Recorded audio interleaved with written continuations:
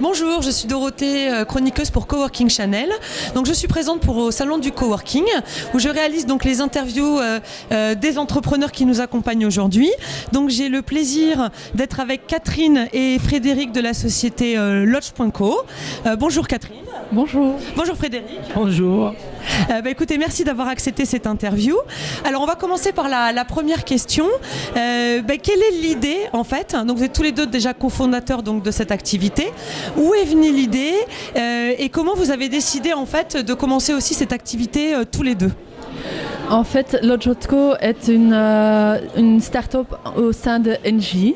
Donc, on voulait construire quelque chose dans le concept de Building as a Service. Et là, Lodge.co est né comme première brique.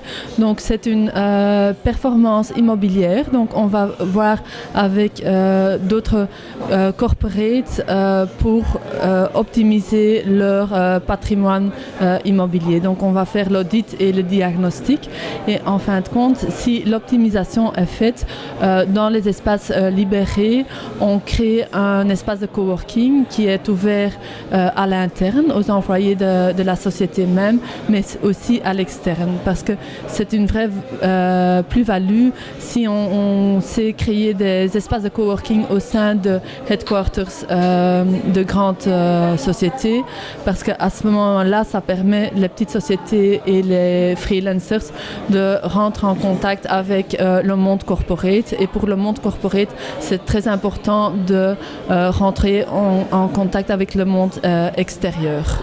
D'accord. Donc du coup, vous avez quand même quelque chose où il y a du partage et il y a de la collaboration dans ce que vous faites. J'imagine que ça fait partie aussi des valeurs qui sont importantes pour vous. Oui, c'est tout à fait d'enrichir l'expérience, donc d'être dans le corporate, mais aussi de se rencontrer, d'échanger, d'être pas seul dans un bureau, mais de voir qu'est-ce qui bouge dans les biosphères professionnelles pour trouver des idées, pour d'échanges humains surtout. Voilà. Et vous avez commencé il y a combien de temps cette aventure? Début 2018, fin 2017, c'est commencé. Donc ça fait presque 2 ans. Voilà, tout à fait. Quels sont un peu les enjeux de votre activité? Comment vous voyez un petit peu les années qui arrivent? Comment vous positionnez et quelle est votre vision par rapport à ça? Donc maintenant, on a déjà créé 2 espaces de coworking en Belgique, à Bruxelles et à Anvers. En décembre, on va ouvrir un espace de coworking aussi dans un bâtiment de Engie à Paris.